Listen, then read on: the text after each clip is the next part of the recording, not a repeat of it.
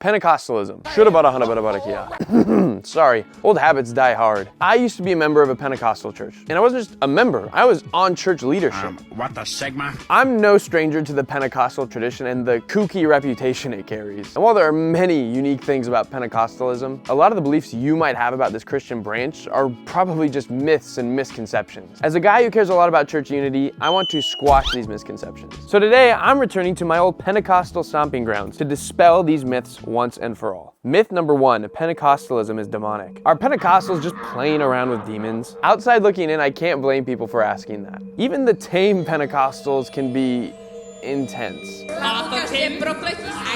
Let's take this myth seriously though. How are we supposed to tell if a branch of Christianity is demonic or not? Thankfully, Jesus himself gave us a litmus test. In Matthew 12, Jesus casted out a demon from a man, and like the Pentecostals, he was accused of doing so by the power of demons. Jesus, first and foremost, calls out how ridiculous this logic is. Why would a demon cast out a demon? But he also says, make a tree good and then its fruit will be good. Or make a tree rotten and then its fruit will be rotten. A person can recognize a tree by its fruit. So what's the fruit we see from Pentecostalism? Aside from their church attendance skyrocketing, they're planting churches, breaking addictions, and offering people hope in a hopeless world. And your average Pentecostal is going to be overflowing with the fruits of the Spirit. Love, joy, peace, they got them all. Have the forces of darkness ever taken Pentecostal Christians or churches and twisted them for evil? Yes. But the fact that the enemy would even want to twist Pentecostalism means there's something good there to twist in the first place. So no, Pentecostalism is not inherently demonic. Myth number 2, they deny the Trinity. Some people think Pentecostals deny the Trinity, and spoiler alert,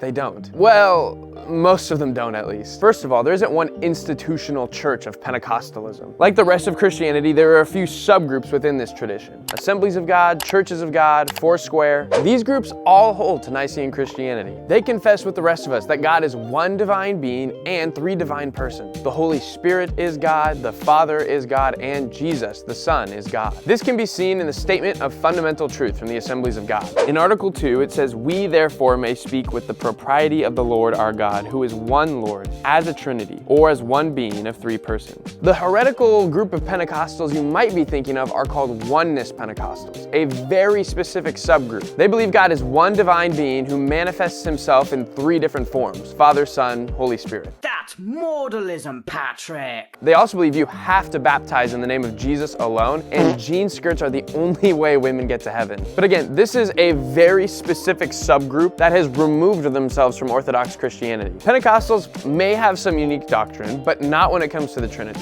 And comparing Oneness Pentecostals to mainstream Pentecostals is just the same as comparing Arian Christianity to Nicene Christianity. Myth number 3, Pentecostalism is a cult. It's a cult! It's a cult! Pentecostalism is a cult! The word cult gets thrown around so much, it's completely lost its meaning. Let's see what the good old Oxford Dictionary has to say about the word cult. The Oxford Dictionary defines a cult as a relatively small group of people having beliefs or practices, especially relating to religion, that are regarded by others as strange or sinister, or as imposing excessive control over members. Now, are there individual churches within Pentecostalism that fit this description? Probably. But the tradition as a whole does not lend itself to cult-like behavior, and that wasn't its DNA from the start. Sure, there are sketchy churches that manipulate their members. I don't want to deny somebody's personal experience. But guess what? That happens across every denomination. Whether the church is Baptist, Catholic, Presbyterian, or just non-denominational, you name it, it's probably got a few little cult-like figures in there. The problem of cults isn't a specific Pentecostal problem, it's a human problem. Myth number 4, it's all emotion, no theology. And yeah, that's kind of true, but also completely false. Pentecostals absolutely emphasize emotional expression. I'm not gonna lie to you about that. This is because they believe that the individual Christian can experience God in a way that makes you want to scream and shout and let it all out. But to say they don't do theology is pretty ridiculous. Let's name some names. Gordon Fee is a Pentecostal New Testament scholar. He wrote God's Empowering Presence, a 1,000-page deep dive into the Holy Spirit's role in Paul's theology. It is a well-respected work on Pauline pneumatology, or in layman's terms, what Paul says about the Holy Spirit. Simon Chan is a Pentecostal theologian from Singapore, and he wrote Pentecostal Theology in the Christian Spiritual Tradition, arguing that Pentecostal spirituality connects beautifully with ancient Christian mysticism. Not to mention institutions like Oral Roberts University, Vanguard University, University and the Assemblies of God Theological Seminary are producing PhD graduates left and right. I'd also like to throw in a wild card that you might not have seen coming. The early church father Tertullian was a proto-Pentecostal. He joined a group called the Montanists, an early Christian sect that emphasized prophecy, being filled with the Spirit, and a rigorous call to holiness. If that doesn't sound like Pentecostals, I don't know what does. This group was wild. On top of all of that, my own Pentecostal pastor and mentor was the first person to introduce me to the church fathers. It wasn't a Catholic, an Orthodox, or a Presbyterian. So yes, Pentecostals do prioritize and emphasize emotional experiences in the Christian life.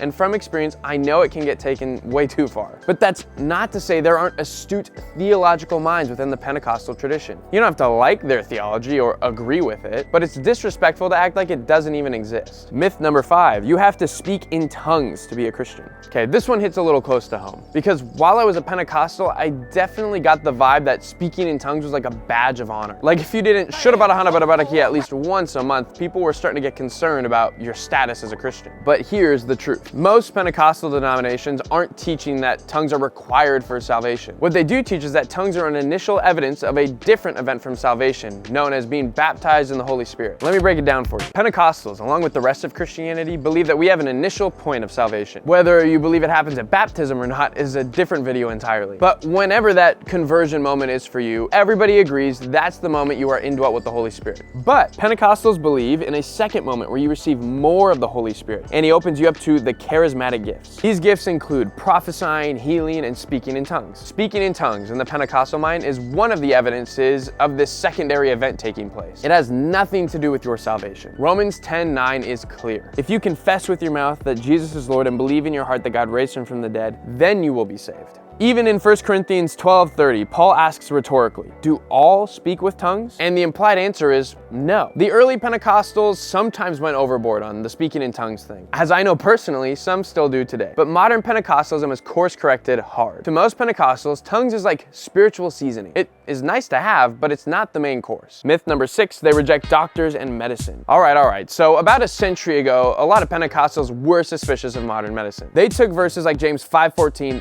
very literally. But nowadays, most Pentecostals have no issue going to the doctor. The Assemblies of God's official position on divine healing literally says, belief in divine healing neither opposes nor competes with medical doctors. The knowledge and skills of this profession bring help to many. Even Luke, the author of the Gospel of Luke and the book of Acts, was a physician, which Pentecostals aren't unaware of. I love Pentecostals because they're the type of Christian that's gonna pray for your healing while driving you to the ER at the same time. Misconception number 7, Pentecostalism is the prosperity gospel. While some Pentecostal and charismatic preachers do teach the prosperity gospel, equating faith with financial success, most of the movement doesn't. In fact, many Pentecostal churches around the world are poor. That's not a diss. That's just the truth. They're in villages, favelas, and townships, places where the sow a seed, get a jet message just doesn't make any sense. I will admit, Pentecostal theology is ripe for the prosperity gospel to infiltrate, probably more than any other Christian tradition. But the abuse of a system doesn't negate the proper use of it. Myth number 8, they're all fundamentalists.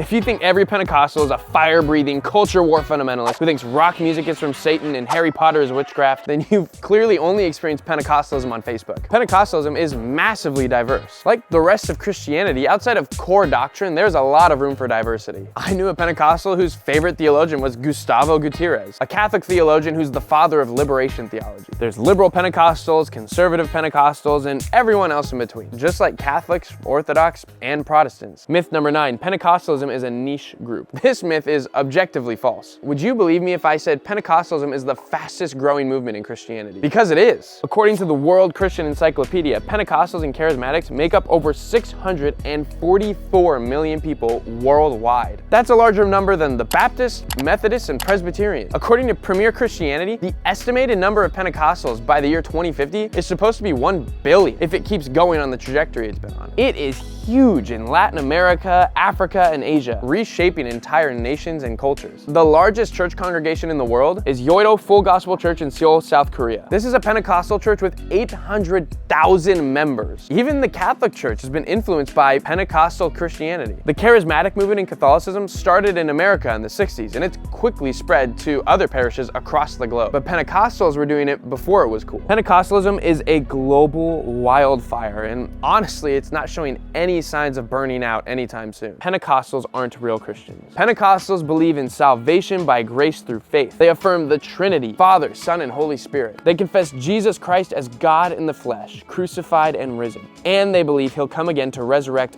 all of us from the dead, granting us eternal life. Those are the historic essentials for Christianity found in the Nicene Creed. While I no longer consider myself a Pentecostal, my faith as a young adult was significantly shaped and strengthened by this tradition. I learned how to preach, do ministry, and study theology, all while being a part of Pentecostalism. So from my point of view, Pentecostals are true Christians. Loud, sweaty, a little dramatic, but real nonetheless. So are Pentecostals the perfect form of Christianity?